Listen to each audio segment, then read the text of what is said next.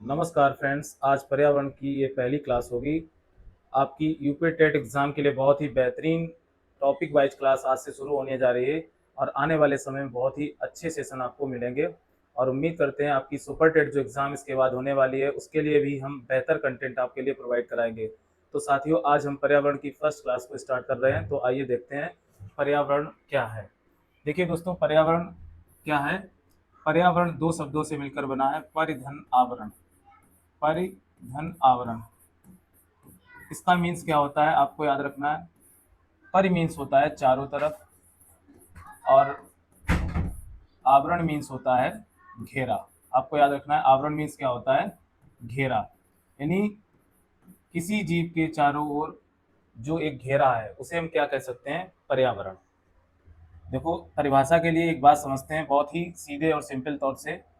मनुष्य के चारों ओर वह क्षेत्र, मनुष्य के चारों ओर वह क्षेत्र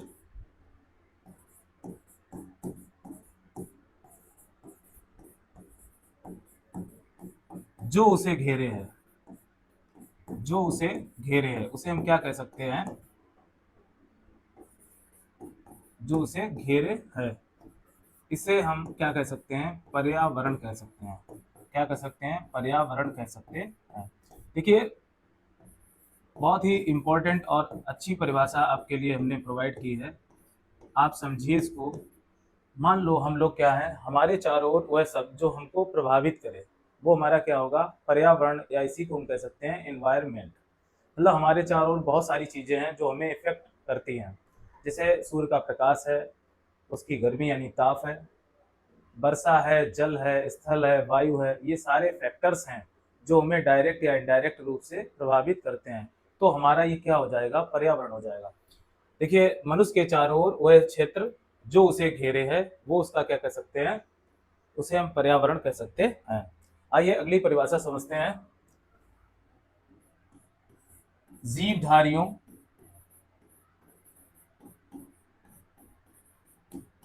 जीवधारियों और वनस्पतियों के चारों ओर, वनस्पति के चारों ओर,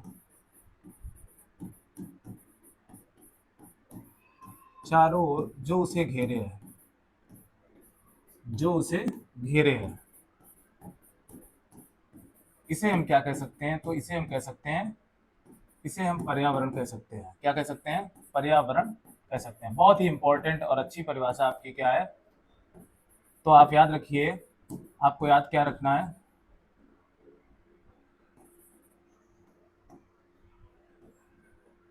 यहाँ जो हमने, देखिए, तो हम इसको क्या कह सकते हैं, पर्यावरण कह सकते हैं। क्या कह सकते हैं, पर्यावरण कह सकते हैं। बहुत ही इंपॉर्टेंट शब्दों में आप समझिए, बड़ा सिंपल तौर से। यानी जीवधारियों और वनस्पतियों के चारों ओर जो उसे घेरे हुए है उसे हम क्या कह सकते हैं, पर्यावरण कह सकते हैं। बहुत ही इंपॉर्टेंट बात है। पृथ्वी पर कोई भी जीवधारी जो पाया जा रहा है उसके चारों तरफ जो जैविक और अजैविक घटक हैं उसको लगातार वो क्या कर रहे हैं, प्रभावित कर रहे हैं। इसी चीज को हम क्या वो कह सकते हैं, पर्यावरण कह सकते हैं, या इसी को हम इन्वायरमेंट कहते हैं। तो आइए एक और परिभाषा हम लोग समझते हैं।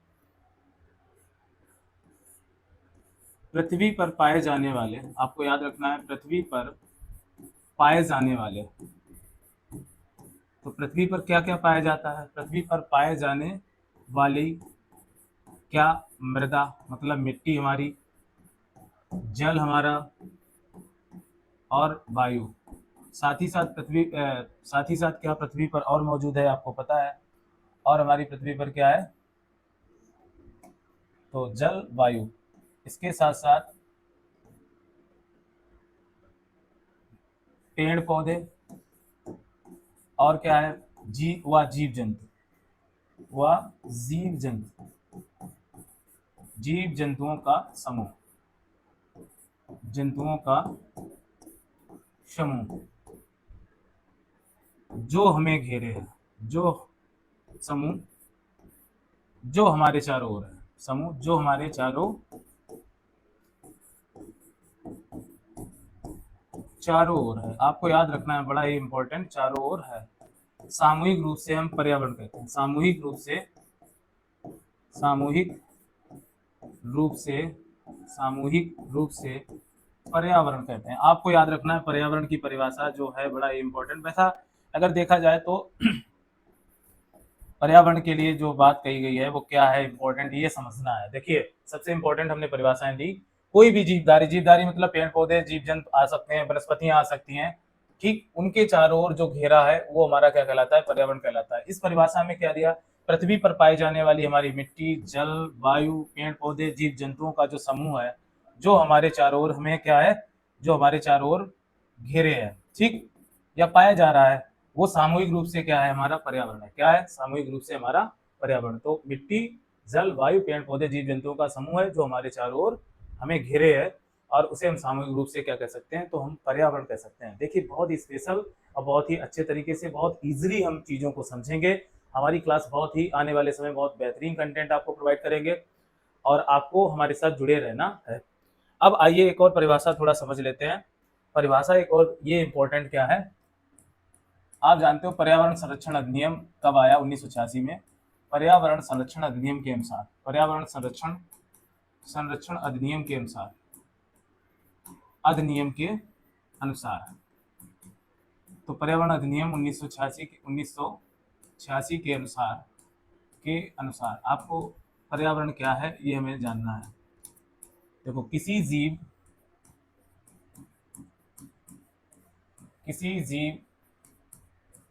के चारों ओर, किसी जीव के चारों ओर घेरे क्या, भौतिक भौतिक व जैविक दशाएं, भौतिक व जैविक दशाएं दशाएं उन एवं उनसे एवं एवं उनसे अंतरक्रिया, अंतःक्रिया, याद रखना, अंतःक्रिया का सम्मिलित रूप, का सम्मिलित रूप, सम्मिलित रूप, सम्मिलित रूप पर्यावरण कहलाता है। क्या कहलाता है, पर्यावरण कहलाता है। देखिए अभी क्लास को हम स्टार्ट कर रहे हैं, तो आप ये ना समझिए कि वो स्लोली क्लास चल रही है, आपको बहुत ही अच्छी और बेहतर क्लास लगेगी। पर्यावरण कहते हैं, यहाँ पर हम बातों को सिर्फ स्पष्ट करना चाह रहे हैं कि आखिर पर्यावरण क्या है। बहुत सारी परिभाषाओं के माध्यम से हम तुमको ये बताना चाह रहे हैं। देखो पर्यावरण संरक्षण अधिनियम कब आया, एक तो प्रश्न यही पर एग्जाम के लिए बनता है। ये आया था 1986 में, और उनके अनुसार एक परिभाषा क्या दी गई, किसी जीव के चारों ओर घेरे, मतलब कोई जीव है उसके चारों ओर क्या होगा, उसका भौतिक और जैविक वातावरण होगा। क्या होगा, भौतिक और जैविक वातावरण की जो दशाएं होंगी उसको क्या कर रही होंगी, लगातार उसको प्रभावित कर रही होंगी। कहने का मीन्स कोई भी जीव अपने भौतिक वातावरण से क्या करता है, अंतःक्रिया करता है, भौतिक और जैविक वातावरण के साथ अंतःक्रिया करता है। इसी के सम्मिलित रूप को हम क्या कह सकते हैं, पर्यावरण कह सकते हैं। बहुत ही इंपॉर्टेंट परिभाषा है, और इजिली आप इन चीजों को बहुत बेहतर तरीके से समझेंगे। अब देखिए सबसे इंपॉर्टेंट बात हमें जो करनी है और आपको क्या समझना है। देखिए पर्यावरण के दो मुख्य घटक हैं। पर्यावरण के दो मुख्य घटक कौन कौन से हैं, पर्यावरण के दो मुख्य घटक, दो घटक होते हैं। कितने होते हैं, दो मुख्य घटक होते हैं। सबसे पहला आपका क्या है, पर्यावरण, और चीज को आपको समझना है पर्यावरण के मुख्य दो घटक क्या हैं, वो हमें जानना है। देखिए एक होता है प्राकृतिक घटक। क्या होता है, प्राकृतिक घटक। प्राकृतिक घटक को हम क्या कह सकते हैं, नेचुरल। आप सभी जानते हैं प्राकृतिक घटक जो हमारा नेचुरल कंपोनेंट है, जिसे हम नेचुरल बोलेंगे। और एक होता है मानव निर्मित घटक, मानव निर्मित घटक।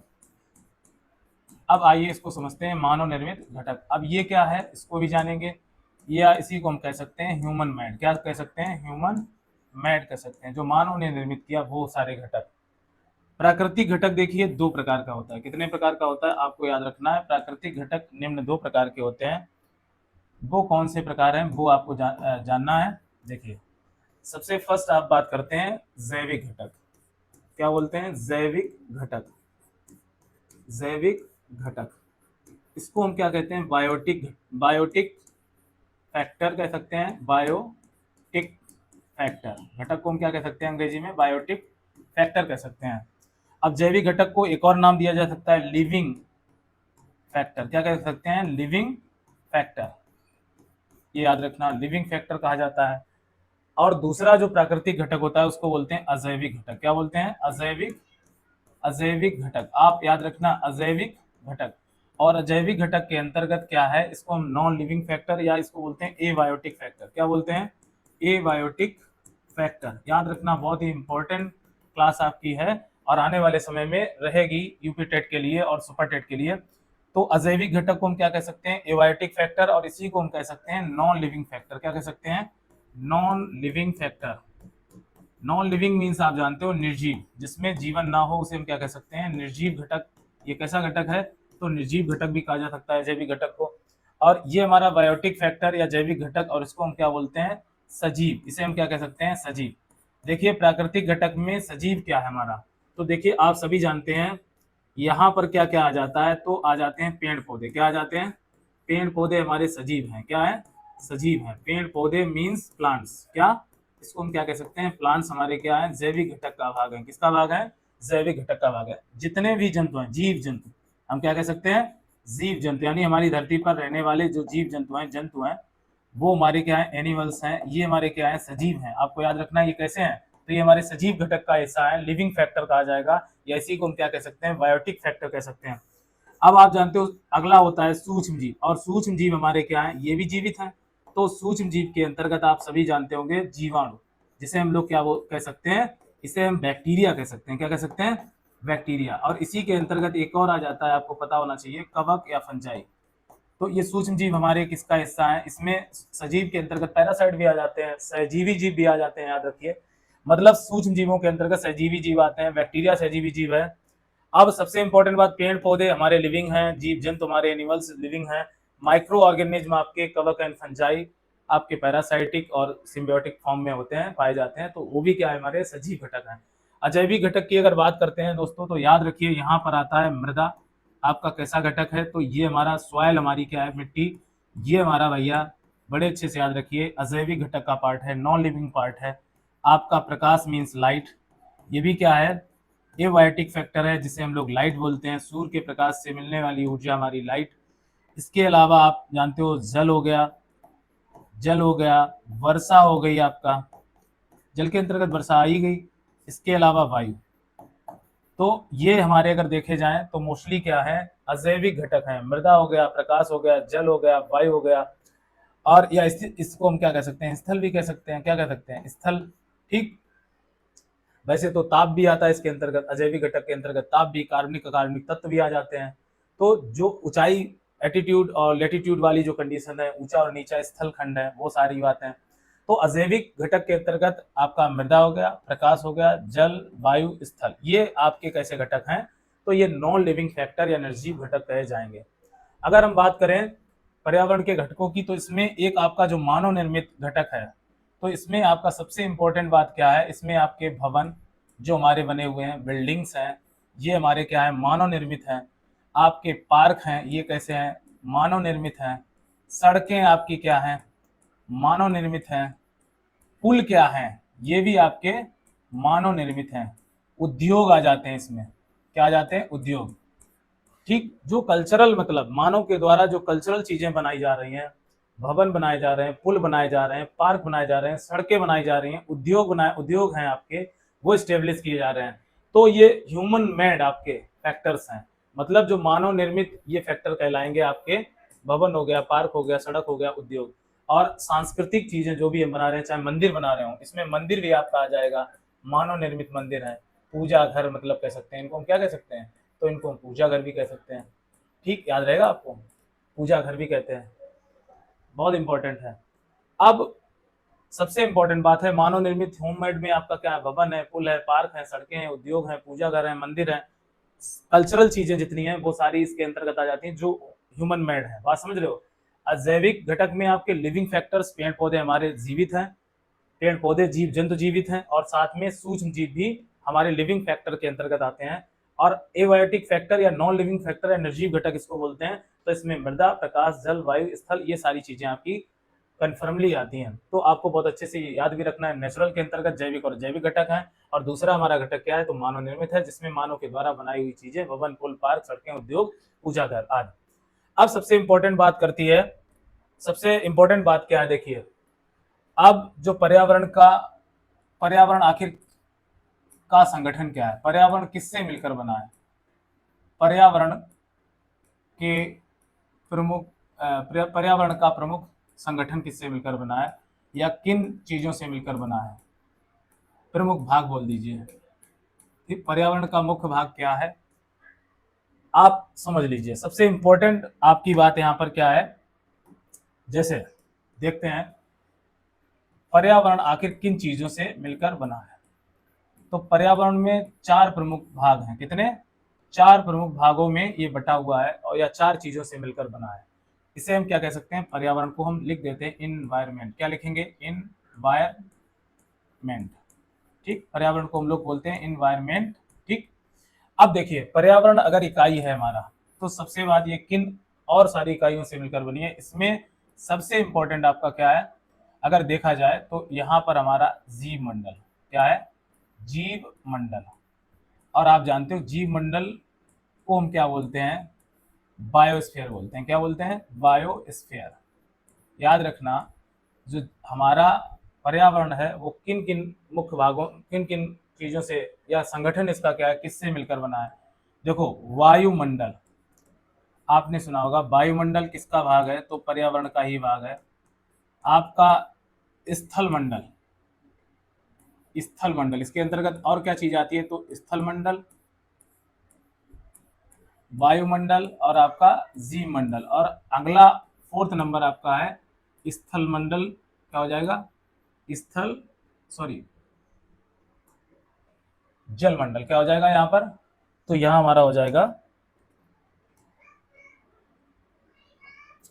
जल मंडल। क्या हो जाएगा? जल मंडल। अब सबसे इंपॉर्टेंट बात ये जाननी है, आखिर इनको और क्या कहते हैं? तो देखिए, स्थल मंडल को कहा जाता है लिथोस्फेयर। क्या कहा जाता है? लिथोस्फेयर। लिथोस्फेयर कहा जाता है। पर्यावरण किन से मिलकर बना है? वायुमंडल को हम क्या बोलते हैं? एटमॉस्फेयर। क्या बोलते हैं? एटमॉस्फेयर। आपको याद रखना है, एटमॉस्फेयर हमारा क्या है? वायुमंडल। जीव मंडल हो गया बायोस्फीयर, और ये हो गया आपका हाइड्रोस्फीयर। क्या हो गया? हाइड्रोस्फीयर। बहुत अच्छे से याद रखना है, हाइड्रोस्फीयर। तो चार प्रमुख अंग हैं पर्यावरण के, जिनसे पर्यावरण बनता है।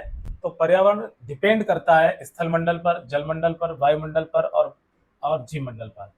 अब देखिए सबसे इंपॉर्टेंट बात क्या है, अगर पर्यावरण की बात करते हैं तो हमारे स्थल मंडल और जल मंडल, वायुमंडल और जीव मंडल में है क्या चीज? तो जीव मंडल के अंतर्गत आप जानते हो सजीव चीजें होंगी। क्या होंगी? सजीव, जिसमें हमारे पेड़ पौधे जीव जंतु होंगे। क्या होंगे? पेड़ पौधे, पेड़ पौधे और जीव जंतु। क्या होंगे? जीव जंतु। आप जानते हो जंतुओं को हम क्या बोलते हैं? फ्यूना बोलते हैं। क्या बोलते हैं? फ्यूना। और आपको पता होगा पेड़ पौधों को हम क्या कहेंगे? प्लांट्स। इसी को कहेंगे फ्लोरा। क्या कहेंगे? फ्लोरा। याद रखना, फ्लोरा। ये हमारा क्या है? फ्लोरा। फ्लोरा, फ्लोरा, सॉरी गलत लिख गया है। तो ये क्या है? फ्लोरा। इस तरह से फ्लोरा। ठीक, फ्लोरा। अब आइए स्थल मंडल में आपका मुख्य रूप से क्या क्या है? अगर स्थल मंडल में चीजें अगर समझें, तो स्थल मंडल में क्या क्या आता है? इसमें पर्वत आपके आ गए, ठीक, मैदान आ गए, और इसमें क्या आ गए? मैदान के अलावा पहाड़ हो गए। ये स्थल पहाड़ हो गए, पठार हो गए, और पठार भी लिख सकते हैं यहाँ, पठार। ठीक, तो स्थल मंडल या लिथोस्फीयर जो रीजन है, बेसिकली पर्वत, मैदान, पहाड़, पठार, ये सब सारी चीजें आती है इसके अंतर्गत। अब जल मंडल में बहुत सारी चीजें आती हैं, आपको पता होगा। जल मंडल में क्या क्या आता है? देखो, महासागर आते हैं, जिन्हें हम लोग क्या बोलते हैं? समुद्र बोलते हैं। महासागर हो गया समुद्र, या सी कह सकते हैं। अब आपको पता होगा सागर भी इसका हिस्सा है। सागर छोटे होते हैं थोड़ा। ठीक, इसके अलावा अगर बात करें, इसके अलावा आपका देखो नदियां हो गई, इसमें नदियां आती हैं। इसके अलावा झीलें हो गई इसमें, इसके अंतर्गत क्या हो गई? झीलें हैं आपकी। नहरें हो गई इसकी, नहरें, झीलें, नहरें, नदियां। अब सबसे इंपॉर्टेंट, तालाब भी इसी का भाग होंगे। ठीक, तालाब। तो पानी के जितने भी कंटेंट हैं, महासागर, सागर हैं, नदियां हैं, झीलें हैं, ठीक, तालाब हैं, नहरें हैं, ये सब पानी मतलब जल का रीजन हो गया। और आप जानते हो कितने महासागर हैं? तो 5 महासागर हैं। कितने? 5 महासागर हैं। ठीक, आगे हम इस पर डिटेल डिस्कस करेंगे। लिथोस्फीयर की बात करें तो यहाँ पर क्या 7 महाद्वीप, हमारे महाद्वीप कितने हैं? 7 महाद्वीप हैं। आपको बड़े अच्छे से पता होगा कितने महाद्वीप हैं, 7 प्रमुख महाद्वीप हैं। ठीक, 7 महाद्वीपों से हमारा स्थल खंड जिस पर दुनिया के देश बसे हुए हैं। वायुमंडल आप जानते हो, वायुमंडल जहाँ तक जीवन वायुमंडल में क्या है? वायुमंडल हमारा वो पार्ट है जो सबसे महत्वपूर्ण पार्ट है। और वायुमंडल में मुख्यतः क्या आती हैं? गैसें आती हैं। क्या आती हैं? मुख्यतः गैसें आती हैं। इसकी भी चर्चा करेंगे अगले इसी में। अब जीव मंडल में जहां तक जीवन पाया जाता हो उस क्षेत्र को हम क्या कह सकते हैं? आपका जीव मंडल कह सकते हैं। तो वायुमंडल जहां तक मतलब वायु की जहां तक गैसें उपस्थित है हमारी पृथ्वी पर और हमारा, तो पृथ्वी पर हमारा पर्यावरण सम्मिलित रूप से जीव मंडल, जल मंडल, स्थल मंडल, वायुमंडल से मिलकर बना है। तो ये बात आप समझ पाए, पर्यावरण हमारा स्थल मंडल, जल मंडल, वायुमंडल और जीव मंडल से मिलकर बना है। आगे हम लोग डिस्कस करते हैं, बात करते हैं यदि स्थल मंडल की। स्थल मंडल, और स्थल मंडल हमारा क्या कहलाता है? लिथोस्फीयर कहलाता है। क्या कहलाता है? लिथोस्फीयर कहलाता है। लिथोस्फीयर याद रखना, लिथोस्फीयर है क्या? देखते हैं, लिथोस्फीयर की बात करते हैं। लिथोस्फीयर हमारा पृथ्वी की भूपरटी, पृथ्वी का जो ऊपरी ऊपरी परत है, पृथ्वी की भूपरटी, भूपरपटी, आपको पता है भूपरपटी,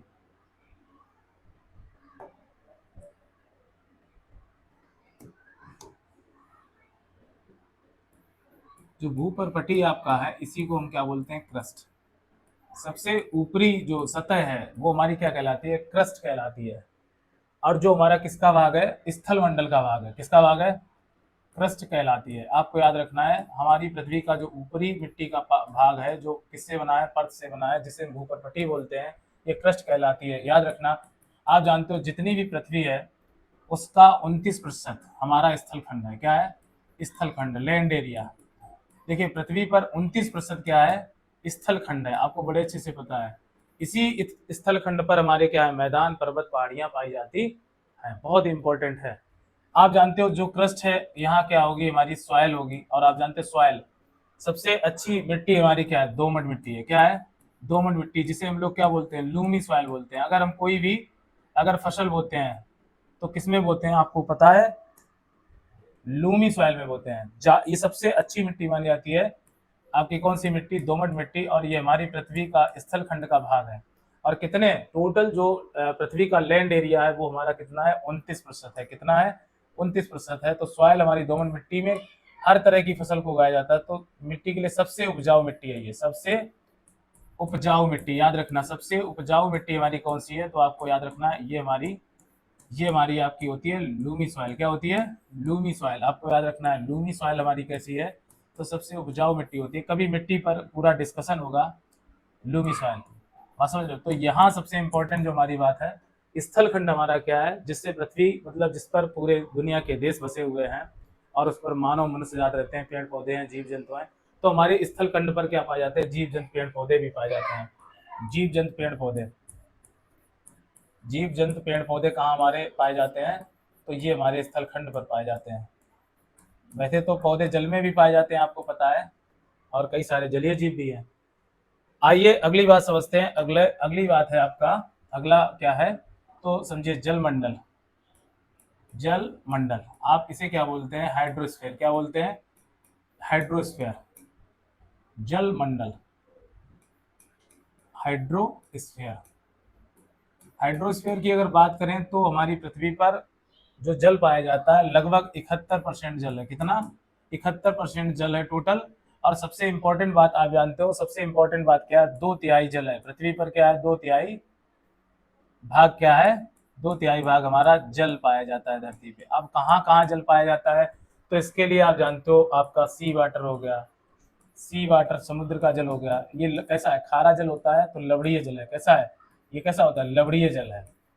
लवणीय जल यहाँ पाया जा रहा है। ठीक, आपको ये भी पता है कि जो जल है वो दो स्थल खंड यानी भूमिगत जल भी होता है। कैसा होता है?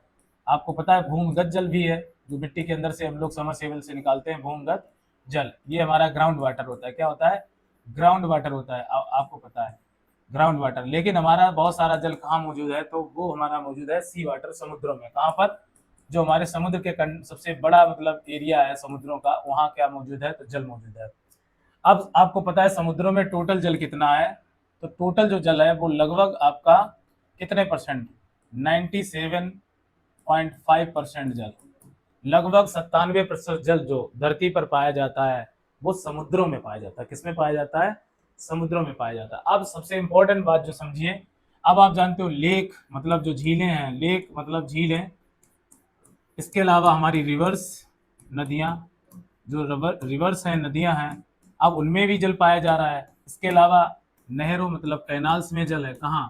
कैनाल्स में भी जल है। इसके अलावा छोटे छोटे पॉन्ड्स हैं, पॉन्ड्स में भी जल मौजूद है, तालाबों में। ये हमारे कंटेंट है। अब सबसे इंपॉर्टेंट बात, और भी जल का एक सबसे बड़ा जो स्तर है, ठीक, वो कहाँ पाया जाता है? तो हिमनद। हिमनद, याद रखिए, हिमनद जो हमारे बने हुए हैं, तो हिमनद मतलब ये होता है आइस कैप। आइस कैप्स, जो पर्वतों पहाड़ों पर जो बर्फ जमा है वो हमारे हिमनद हैं। जैसे आपने सुना होगा अंटार्कटिका महाद्वीप को, जो बर्फ से ढका हुआ अंटार्कटिका महाद्वीप हमारा। आपने जो एरिया सुना होगा आर्कटिक एरिया, ये सब बर्फ से ढके हुए एरिया है, आर्कटिक। तो आर्कटिक जो एरिया है, इन पर ये हमारे पर्वत, या कह सकते हैं आइस कैप्स, मतलब पर्वत की पेटियां कह सकते हैं, ठीक। आइस कैप्स, आइसबर्ग जिसे हम लोग बोलते हैं, आइस वर्ग, ये हिमखंड होते हैं, बर्फ के बहते हुए हिमखंड होते हैं। तो पर्वत पहाड़ों पर जमा हुई जो बर्फ है, वो बर्फ कितने परसेंट पाई जाती है? हमारे अर्थ पर पाई जाती है 2.2%। याद रखिए, हमारा 97.5% तो जल कहाँ? समुद्रों में मौजूद है। अब जो बचा खुचा द्रव है 2.2% हमारा कहाँ मौजूद है? ये बड़े बड़े जो आइस कैप्स हैं, पर्वत पहाड़, जो इन पर जल बर्फ के रूप में सॉलिड फॉर्म में मौजूद है या लिक्विड फॉर्म में मौजूद है। अब इससे इंपॉर्टेंट बात क्या है, हमारे पीने वाला जो जल हम लोग पीते हैं, फ्रेश वाटर, ये क्या कितना है? फ्रेश वाटर, अगर जल की बात करें, फ्रेश वाटर जल हमारा बहुत कम धरती पर है जो पीने योग्य है। ये हमारा रिवर्स में पाया जा रहा है, ठीक, कैनाल्स में पाया जा रहा है, ठीक। इसके अलावा ये हमारा देखा जाए नदियों झीलों और नदियों झीलों लेक्स में है आपका।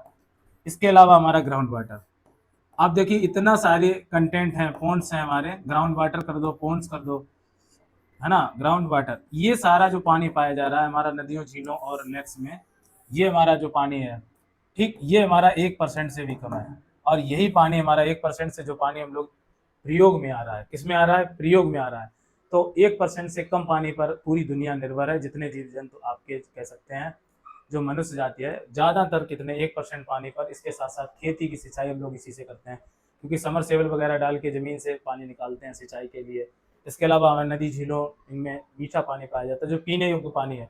क्या हम समुद्र का पानी पी सकते हैं? तो नहीं पी सकते हैं, सिंपल सी बात है। हमारा जल कैसा है? तो लवणता इसमें, साल्ट ज़्यादा है, साल्ट वाटर, नमक की मात्रा ज़्यादा है। और ज़्यादातर समुद्रों में आप जानते हो 30-35% तो नमक ही पाया जाता है पानी में। अब खारे पानी को कौन पी सकता है? कोई नहीं पी सकता है। तो सिंपल तौर पर समझिए, जलमंडल हमारा किसका भाग है? तो ये हमारा भाग है किसका? पर्यावरण का ही पार्ट है, और इस पर जीव जंतु, पेड़ पौधे सभी डिपेंड हैं जल पर। तो लगभग हमारी पृथ्वी पर 71% जल मौजूद है, जो 2/3 भाग पृथ्वी किससे बनी है? जल से बनी हुई है। तो ये सारे point exam point of view से बहुत ही इंपॉर्टेंट हैं, आपको याद रखने हैं। 97.5% हमारा जल कहाँ मौजूद है? समुद्रों में। 2.2% आइस कैप्स, हिमनद, जो पर्वत पहाड़ियों पर ढका हुआ अंटार्कटिका आर्कटिक का क्षेत्र। इसके अलावा नदियों झीलों और इनमें पाया जाने वाला हमारा जल है जो 1% से भी कम है। इस बात को हम लोग बड़े अच्छे से समझते हैं। अब देखिए सबसे इम्पोर्टेंट बात क्या है? अगला जो पॉइंट है, स्थलखंड हो गया, जलमंडल हो गया आपका। अब बात कर लेते हैं वायुमंडल की। किसकी बात कर लेते हैं? वायुमंडल। बड़े अच्छे से आपने देखा होगा वायुमंडल हमारा, इसे हम क्या बोलते हैं? एटमॉस्फेयर। क्या बोलते हैं? एटमॉस्फेयर। बहुत इंपॉर्टेंट टॉपिक है, यहाँ से भी क्वेश्चन एग्जाम में बहुत पूछा जाता है। तो एटमॉस्फेयर जो हमारा है, जिसे हम लोग क्या कह सकते हैं? वायुमंडल कह सकते हैं। आपको याद रखना है, वायुमंडल अगर देखा जाए तो वायुमंडल में प्रमुखता, आप जानते हो हमारी पृथ्वी जो गोल है, इसके चारों ओर क्या पाई जाती हैं? तो इसके चारों ओर क्या पाई जाती हैं? परतें पाई जाती हैं। कैसी? कैसी परतें पाई जाती हैं, तो वायु में कई सारी परतें होती हैं। आओ उनको भी जान लेते हैं, उनको जानते हैं। देखिए पृथ्वी, मान लो ये अर्थ है, क्या है, अर्थ है हमारा, अर्थ मीन्स पृथ्वी, ये अर्थ प्लेनेट है, तो पृथ्वी हमारा है, पृथ्वी ग्रह है, अर्थ प्लेनेट हम लोग बोलते हैं। अब देखो इसमें सबसे खास क्या है, जो जो पृथ्वी के निकट जो परत पाई जा रही है, ये वाली परत आपकी, इसे बोलते हैं, क्या बोलते हैं, क्षोभ मंडल। क्या बोलते हैं, याद रखना, ये हमारा क्या है, क्षोभ मंडल है। कौन सा मंडल, क्षोभ मंडल। और क्षोभ मंडल को हम क्या बोलते हैं, इसी को बोलते हैं परिवर्तन मंडल। क्या बोलते हैं, परिवर्तन मंडल। याद रखना, ये हमारा परिवर्तन मंडल है, इसी को क्षोभ मंडल बोलते हैं, इसी को क्या बोलते हैं। अब सबसे बात, परिवर्तन मंडल कहा जाता है, इसी को कहा जाता है, गर्म होता है इसलिए इसको कहा जाता है संवहन, धीरे धीरे गर्म होता है इसलिए इसको बोलते हैं संवहन मंडल भी कहा जाता है। अब आपको ये पता है कितने किलोमीटर, तो याद रखिए जीरो से लगभग 20 किलोमीटर तक हमारा कौन सा मंडल मौजूद है हमारी पृथ्वी पर, क्षोभ मंडल। जितनी भी मौसम संबंधित क्रियाएं होती हैं, वर्षा है, आप मौसम संबंधित क्रियाएं कहाँ होंगी, आपके क्षोभ मंडल में। तो आपको याद रखना है, मौसम संबंधित जितनी भी क्रियाएं होती हैं वो हमारे किस मंडल में होती हैं, ये हमारे क्षोभ मंडल या परिवर्तन मंडल या संवहन मंडल में होती हैं। 0 से 20 किलोमीटर का क्षेत्र हमारी पृथ्वी के ऊपर, सॉरी ये वाला आपका इसमें थोड़ा ऊपर लिख गए, सड़क को हटा देते हैं। क्या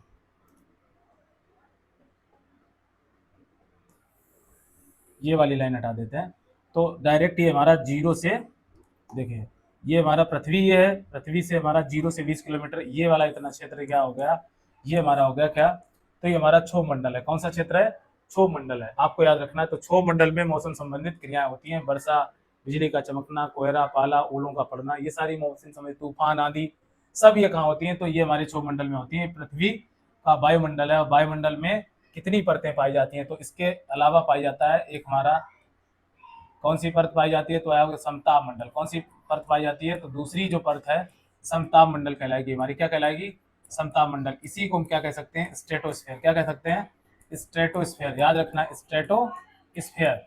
ये कैसी परत है, तो आपको याद रखना है, ये हमारी जो परत है, ये ओजोन से, इसी इसी को हम क्या एक और नाम दे सकते हैं, ओजोन मंडल भी कहा जाता है। इसको क्या कहा जाता है, ओजोन मंडल भी कहा जाता है। ये हमारी पृथ्वी का सुरक्षा कवच है, ये हमारी क्या है, ओजोन शील्ड है, इसी को हम क्या बोलते हैं, पृथ्वी का सुरक्षा कवच कहा जाता है। ये सूर्य से आने वाली हानिकारक परावैक्तिक किरणों को रोकती है। तो पृथ्वी का सुरक्षा कवच किस परत को कहा जाता है, ये हमारा क्या है, ओजोन मंडल सुरक्षा कवच। तो ओजोन शील्ड हमारा है, मानिए लगभग आपका 10 से 50, 10 यहाँ से 20 से आपका 60 किलोमीटर तक का जो क्षेत्र है, ये हमारा कैसा है, तो ये हमारा समताप मंडल है। और लगभग मोटे तौर पर कहा जाए तो 20 से जो 35 किलोमीटर पृथ्वी के ऊपर का क्षेत्र है, यहाँ पर सघन ओजोन की परत पाई जाती है। ठीक, सघनता कहाँ, ओजोन की सघनता कहाँ देखने को मिलती है, तो 20 किलोमीटर से 35 किलोमीटर के क्षेत्र में ओजोन की मोटी परत पाई जाती है, जो हमारा सुरक्षा कवच है, सूर्य से आने वाली परावैक्तिक किरणों को रोकती है। 20 किलोमीटर से 60 किलोमीटर का क्षेत्र हमारा क्या कहलाएगा, समताप मंडल कहलाएगा, जिसे हम क्या कह सकते हैं, स्ट्रेटोस्फेयर, या इसी को ओजोन मंडल कहा जाता है। फिर इसके बाद देखो तीसरी जो वायुमंडल की परत है, इसको बोलते हैं मध्य मंडल। क्या बोलते हैं, मध्य मंडल। याद रखना, मध्य मंडल को आपका मीजोस्फीयर बोलते हैं। क्या बोलते हैं, मीजोस्फीयर इसको कहा जाता है, अंग्रेजी में क्या कहा जाता है, मीजोस्फीयर कहा जाता है। आपको पता है कि जो हमारा क्षोभ मंडल है, इसको हम क्या बोलते हैं, ट्रोफोस्फीयर। क्या बोलते हैं, तो इसको कहा जाता है ट्रोफोस्फीयर। क्या कहा जाता है, ट्रोफोस्फीयर। इस परत को अंग्रेजी में कहा जाता है ट्रोफोस्फीयर। ये भी याद है आपको, ट्रोफोस्फीयर कहा जाता है, आपको याद रखना है। ठीक, मध्य मंडल में -100 डिग्री टेम्परेचर होता है। कोई भी उल्का पिंड यहाँ पर आकर जलकर खाक हो जाता है। जब पृथ्वी के वायुमंडल में कोई चीज प्रवेश करती है उल्का पिंड के रूप में, तो इस मध्य मंडल में आकर जल जाता है। ये हमारी पृथ्वी की वायुमंडल की तीसरी परत है। चौथी जो हमारी परत है, इसको बोलते हैं आयन मंडल। क्या बोलते हैं, आयन मंडल। तो याद रखना, वायुमंडल में कितनी परतें पाई जाती हैं, 5 परतें पाई जाती हैं, और इसके ऊपर जो परत है, इसको बोलते हैं बहिर्मंडल। क्या बोलते हैं, बहिर्मंडल। याद रखिए, और बहिर्मंडल में क्या आपके क्या स्थान, सैटेलाइट वगैरह या कह सकते हैं उपग्रह जो होते हैं वो स्थापित किए जाते हैं। आयन मंडल में आयन मंडल में रेडियो तरंगे, कौन सी तरंगे, रेडियो तरंगे यहाँ पर मुख्यतः देखने को मिलती है। रेडियो तरंगे, याद रखिए, रेडियो तरंगे कहाँ देखने को मिलती है, तो आयन मंडल में देखने को मिलती है। अब जो बहिर्मंडल है सबसे ऊंचा होता है, देखिए 60 किलोमीटर से आपका 85 किलोमीटर का क्षेत्र आपका मध्य मंडल, 85 से आपका 640 किलोमीटर तक का क्षेत्र जो आपका आता है आपका आयन मंडल, मध्यमंडल के ऊपर क्या होते हैं, आयनमंडल होता है। फिर बहिर्मंडल 640 से आपका 1000 कह सकते हैं या 10,000 किलोमीटर ऊपर तक का क्षेत्र हमारा क्या कहलाता है, तो ये हमारा कहलाता है आपका बहिर्मंडल, जिसको बोलते हैं एक्सोस्फीयर। क्या कहा जाता है, इसको कहा जाता है एक्सोस्फीयर। याद रखना, बहुत ही इंपॉर्टेंट क्लास आपकी यूपी टेट एग्जाम के लिए, और खासकर पर्यावरण क्लास को लेकर बहुत ही बेहतरीन आपका कंटेंट यहाँ प्रोवाइड किया जाएगा हमारे लर्निंग विल चैनल पर। तो हमने ये बताया कि वायुमंडल मुख्यतः कितनी परतें पाई जाती हैं, 5, जिसमें क्षोभमंडल प्रथम पर पहली परत है पृथ्वी की जो सटा हुआ है, समताप मंडल सेकंड लेयर है आपकी जिसे स्ट्रेटोस्फेयर या ओजोन मंडल कहते हैं। तीसरी जो परत है वो मध्यमंडल कहलाती है, जहां पर माइनस में टेम्परेचर होता है। और आयन मंडल हमारा रेडियो तरंगों के लिए मुख्यतः है, जहां इसके अलावा आपका बहिर्मंडल जहां हाइड्रोजन और हीलियम गैसें पाई जाती हैं। आपको याद रखना है, बहुत ही बढ़िया, मतलब तो 5 परतें मुख्य रूप से किसकी हैं, वायुमंडल की। अब हमें ये जान लेना है कि वायुमंडल की अगर बात करें तो वायुमंडल में और क्या चीजें हैं। तो सबसे महत्वपूर्ण जो एटमॉस्फेयर में हमारे वायुमंडल में पाया जाता है वो हमारी प्रमुख गैसें हैं। वायुमंडल में कौन कौन सी गैसें पाई जाती हैं ये हमें जानना है। तो एटमॉस्फेयर में कौन कौन सी मुख्य गैसें पाई जाती हैं ये याद रखना है। कौन कौन सी मुख्य गैसें, तो याद रखना है सबसे ज्यादा मात्रा में हमारी क्या है, नाइट्रोजन है, जो कितना है 78.0841%। याद रखना, सर्वाधिक वायुमंडल में जो गैस पाई जाती है उसको हम क्या बोलते हैं, नाइट्रोजन। ये सर्वाधिक पाई जाती है। क्वेश्चन यहाँ से बनता है एग्जाम के लिए, खासकर टीटी के लिए, सर्वाधिक वायुमंडल में पाई जाने वाली गैस। तो वायुमंडल में सर्वाधिक कौन सी गैस पाई जाती है, तो सर्वाधिक वायुमंडल में सर्वाधिक गैस कौन सी पाई, सर्वाधिक गैस कौन पाई जाती है, तो हमारा नाइट्रोजन पाई जाती है। ठीक, इसके अलावा ऑक्सीजन आप जानते हो कितने परसेंट पाई जाती है, तो लगभग मोटे तौर पर 21% पाई जाती है, या हम बोल सकते हैं 20.9% आपकी क्या पाई जाती है, तो ये हमारी पाई जाती है ऑक्सीजन। ऑक्सीजन के अलावा अगर गैसों की बात करें तो यहाँ पर आपकी आर्गन भी पाई जाती है, आर्गन 0.93% पाई जाती है, ये याद रखना।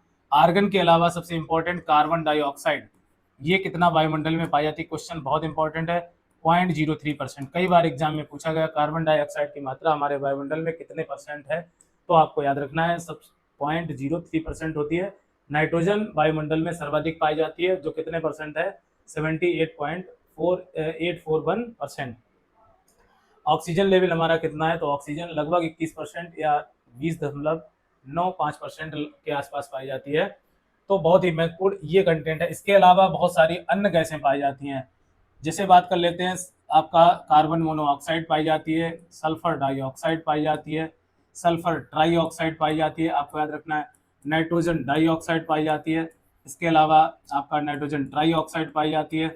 ठीक, इसके अलावा आपकी बहुत सारी गैसें, आर्गन, नियान है ना, नियान हो गया आपका, है ना, क्रिप्टॉन हो गया, याद रखना है क्रिप्टॉन, क्रिप्टॉन आपकी गैस पाई जा रही है, रेडॉन गैस पाई जा रही है, कई सारी अक्रिय गैसें वायुमंडल में मौजूद हैं। तो ये बहुत कम मात्रा में मौजूद गैसें हैं, जबकि ये आपकी जो मात्रा है आपके सामने हमने लिख दी है। बाद बाकी गैसें सब बहुत 1% से भी कम मात्रा में पाई जाती हैं, ये याद रखना है। तो वायुमंडल में मुख्यतः जो गैसें पाई जाती हैं, ठीक, कार्बन मोनोऑक्साइड हमारी कैसी गैस है, तो दम घोटू गैस है। कैसी है, दम घोटू गैस है। ये कई बार एग्जाम में प्रश्न भी बना है, आपको याद होगा। कार्बन मोनोऑक्साइड सबसे हानिकारक इसलिए है क्योंकि कोयले से कौन सी गैस निकलती है, कार्बन मोनोऑक्साइड, जो हमारे ब्लड में 240 गुना तेजी से ऑक्सीजन की अपेक्षा तेजी से घुलती है, किसमें, ब्लड में। और अगर कोयले की अंगीठी हम कमरे में जलाकर सो जाते हैं तो व्यक्ति मृत पाए जाते हैं, मतलब वो उनकी दम घुट जाती है और वो मर जाते हैं कमरे के अंदर। तो बहुत हानिकारक गैस है कार्बन मोनोऑक्साइड, जो ऑक्सीजन से 240 गुना अधिक तेजी के साथ ब्लड में घुलती है। तो ये इंपॉर्टेंट पॉइंट याद रखना है। वायुमंडल की बात हो गई। अब अगला हमारा क्या है, अगला हमारा है, देखिए सबसे इंपॉर्टेंट बात यहाँ पर जो हमारा बचा हुआ है, जीव मंडल। देखिए अब सबसे बड़ी बात है जीव मंडल की करें, जिसको हम क्या बोलते हैं, बायोस्फीयर। क्या बोलते हैं, बायोस्फीयर। हम जीव मंडल को क्या बोलते हैं, तो बायोस्फीयर बोलते हैं, याद रखना, बायोस्फीयर। बायोस्फीयर हमारा क्या है, ये अच्छे से याद रखना है। बायोस्फीयर सबसे इंपॉर्टेंट बात है, अगर हम परिभाषा की बात करें तो जहाँ तक जीवन हो, जहाँ तक जीव जीवित हैं, तो जीव जहाँ तक जीवित दिखाई दें आपको, वो क्षेत्र हमारा क्या कहलाता है, जहाँ तक जीव जीवित पाए जाएं वो क्षेत्र हमारा बायोस्फीयर कहलाता है। ठीक, आपको पता है कि हमारी पृथ्वी, ये मान लो है, ये हमारी पृथ्वी है, पृथ्वी पर चारों तरफ क्या है भाई, गैसों का आवरण है, जिसे हम लोग वायुमंडल बोलते हैं। तो पृथ्वी के ऊपर क्या है, वायुमंडल है, क्या है, वायुमंडल। पृथ्वी के ऊपर वायुमंडल घिरा हुआ है, तो अगर हम ऊपर जाएं वायुमंडल में कितने किलोमीटर तक, 15 किलोमीटर तक, तो आपको जीवाणु कौन से सूक्ष्म जीव मतलब जीव मिलेंगे जिन्हें हम बोलते हैं जीवाणु। यानी 15 किलोमीटर तक जीवाणुओं की उपस्थिति है, यहाँ तक जीवन है। वायुमंडल में अगर पृथ्वी से 15 किलोमीटर ऊपर जाते हैं तो आपको जीवन मिलेगा जीवाणु बैक्टीरिया के रूप में। आप जानते हो काफी ऊंचाई पर बहुत सारे पक्षी वगैरह ये उड़ते रहते हैं, ये तो पता है, वहां तक जीवन है। तो वायु में लोग जीवित रहते हैं। अब तुम्हें पता है पृथ्वी की गहराई यानी समुद्र तल में भी जीव रहते हैं। अब लगभग अगर देखा जाए तो मोटे तौर पर ये लगभग 9 किलोमीटर तक समुद्र की गहराई में लगभग 9 किलोमीटर तक जीव पाए जाते हैं।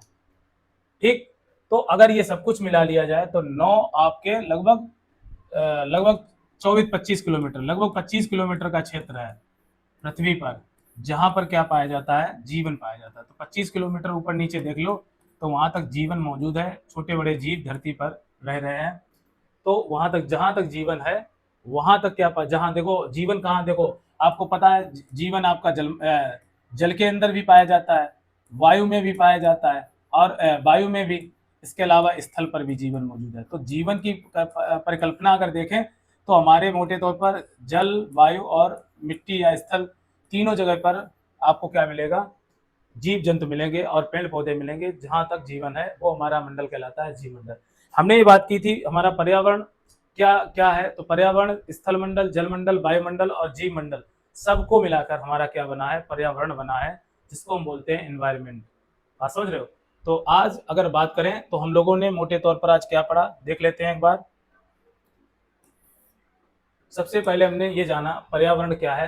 पर्यावरण का मीन्स क्या है, परिधन आवरण, यानी चारों तरफ, परि मीन्स होता है चारों तरफ, आवरण मतलब घेरा, यानी किसी भी जीव के चारों ओर जो घेरा है, जो मतलब कोई भी जीव जो चारों ओर से घिरा हुआ वह क्षेत्र, तो उस क्षेत्र को हम क्या कह सकते हैं, पर्यावरण कह सकते हैं। जैसे मनुष्य के चारों ओर वह क्षेत्र जो उसे घेरे हुए है, तो उसे हम क्या कह सकते हैं, पर्यावरण कह सकते हैं। तो ये परिभाषा हमने आपको बताई, मनुष्य के चारों ओर वह सब जो उसको घेरे हुए है उसको हम क्या कह सकते हैं, पर्यावरण कह सकते हैं। पर्यावरण का अर्थ क्या होता है, चारों तरफ घेरा, यानी पृथ्वी के चारों ओर क्या है, वायुमंडल का घेरा है, जलमंडल का घेरा है, तो ये सारी चीजें घेरे हुए हैं। अब आइए देखते हैं अगली परिभाषा क्या दी, जीवधारियों और वनस्पतियों के चारों ओर जो उसे घेरे वो हमारा क्या कहलाएगा, पर्यावरण कहलाएगा। इंपॉर्टेंट है आपके लिए, याद रखना है। पृथ्वी पर पाई जाने वाली मृदा, जल, वायु, पेड़ पौधे, जीव जंतुओं का समूह जो हमारे चारों ओर है, इसे सामूहिक रूप से हम क्या कह सकते हैं, पर्यावरण कह सकते हैं। ये परिभाषा हमने आपसे डिस्कस की। साथ ही ये हमने बताया पर्यावरण संरक्षण अधिनियम 1986 में जो आया था, उनके अनुसार जो परिभाषा है पर्यावरण की, किसी जीव के चारों ओर घेरे भौतिक जैविक दशाएं एवं उनसे अंतर क्रिया का सम्मिलित रूप क्या कहलाता है, पर्यावरण कहलाता है। तो किसी जीव के चारों ओर क्या है, भौतिक और जैविक कारक हैं जो उसको क्या कर रहे हैं, उसके साथ जीव की क्या हो रही है, अंतर क्रिया, इसी के सम्मिलित रूप को हम क्या कह सकते हैं, पर्यावरण। अगली परिभाषा की बात करें, हमने यहाँ पर्यावरण के मुख्य घटकों की बात की, तो पर्यावरण में मुख्य घटक हैं प्राकृतिक और मानव निर्मित। ठीक, प्राकृतिक हमारे घटक दो प्रकार के होते हैं, बायोटिक और एबायोटिक, यानी जैविक और अजैविक घटक।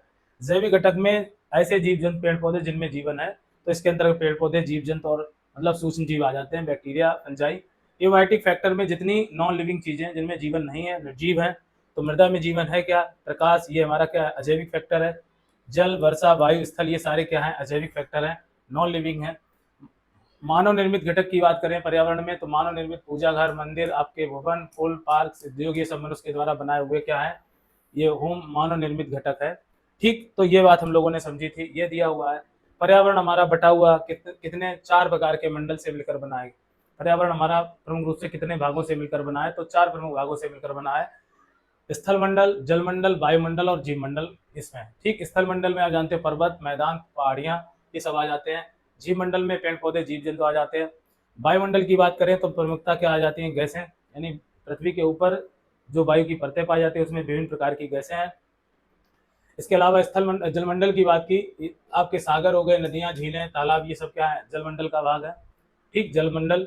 तो और जीव मंडल आप जानते हैं पेड़ पौधे, जीव जंतु, इनको सम्मिलित रूप से जलमंडल, स्थलमंडल, वायुमंडल और जलमंडल के सम्मिलित रूप को हम क्या बोलते हैं, ये इनमें सब में क्या, इनको सम्मिलित रूप से पर्यावरण कहा जाता है। ठीक, क्योंकि जीव जंतु के चारों ओर जैविक अजैविक घटक हैं जो उसको प्रभावित करते हैं, वो हमारा क्या कहलाता है, पर्यावरण। अगला हमने ये समझाया कि स्थल मंडल की क्या खास विशेषता, पृथ्वी की ऊपरी जो परत है जिसे हम क्रस्ट बोलते हैं, ठीक, ये कैसी होती है, उपजाऊ होती है, जिस पर हम लोग चलते फिरते हैं और खेती बाड़ी करते हैं, तो ये हमारी दोमट मिट्टी सबसे उपजाऊ मानी जाती है। ये लगभग हमारा स्थल मंडल पृथ्वी पर कितना है, 29% स्थल मंडल है, लैंड एरिया है पृथ्वी का। अगला हमने बताया था जलमंडल में क्या है, जलमंडल में समुद्र आ जाते हैं। सर्वाधिक पानी कहाँ मौजूद है, तो लवणीय पानी सर्वाधिक हमारा मौजूद है कहाँ, तो समुद्रों में है। पीने योग्य पानी नहीं है, लेकिन सर्वाधिक मात्रा 97.5% पाई जाती है। अब लगभग 2.5% पानी बचा हुआ है जो सभी जगह पर पाया जाता है। पृथ्वी के जो आपके पहाड़ पर्वत पड़े, ये आइस केप्स हैं, यहाँ पर क्या है जो आइस वर्क्स हैं, इस पर क्या पाया जा रहा है, तो पानी किसके रूप में पाया जा रहा है, बर्फ के रूप में पाया जा रहा है, ये आपको पता है। ये 2.2% है, जबकि 1% से ज्यादा पानी मनुष्य के पीने के लिए बनाया गया, वो झीलों और रिवर, नदी, नहरों, तालाबों में पाया जा रहा है। या भूमिगत जल भी हमारा इसके अंतर्गत आता है, लगभग 1% से वो कम है टोटल मिलाकर। तो हमने ये बात जानी थी किसके विषय में, जलमंडल के विषय में। ठीक, अगला यहाँ पर प्रश्न था वायुमंडल। वायुमंडल की मतलब क्या होती है, 5 परतों में विभक्त है। सबसे पहली परत को हम सौममंडल या परिवर्तन मंडल, दूसरी परत हमारी समताप मंडल कहलाती है, जिसमें ओजोन गैस प्रमुखता है, उसे ओजोन मंडल या स्ट्रेटोस्फीयर भी कहा जाता है। घना आवरण ओजोन का कहाँ पाया जाता है, तो आपको याद रखना। मध्य मंडल की अगर बात करें तो -100 डिग्री टेम्परेचर कहाँ देखने को मिलता है, ये मध्य मंडल में, जहाँ पर बहुत सारे आपके जो उल्का पिंड नष्ट हो जाते हैं पृथ्वी की वायुमंडल में आने पर। और आयन मंडल में रेडियो तरंगें पाई जाती हैं। और वायुमंडल का आगे क्या होता है, बहिर्मंडल। तो यहाँ पर क्या पाया जाता है, हीलियम और हाइड्रोजन गैसें पाई जाती हैं, और साथ में यहाँ बहुत सारे उपग्रह स्थापित किए जाते हैं। ये बात हम लोगों ने डिस्कस की। और आपको पता है हेलीकॉप्टर कहाँ उड़ते हैं, तो आपके ट्रोपोस्फीयर क्षोभ मंडल में उगते हैं। कहाँ पर, क्षोभ मंडल में उगते हैं, आपको याद रखना है, ट्रोपोस्फीयर में।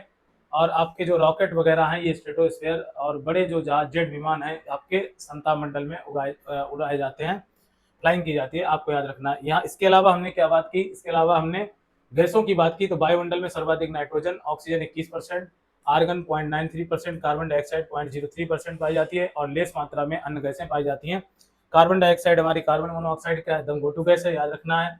ठीक, तो इस तरह से हमने कंप्लीटली आपका जीव मंडल क्या है, जहां तक लगभग जीवन मौजूद है, तो लगभग 24-25 किलोमीटर तक जीव जंतु पाए जाते हैं, पृथ्वी की गहराई में भी और पृथ्वी की ऊंचाई पर भी पाए जाते हैं।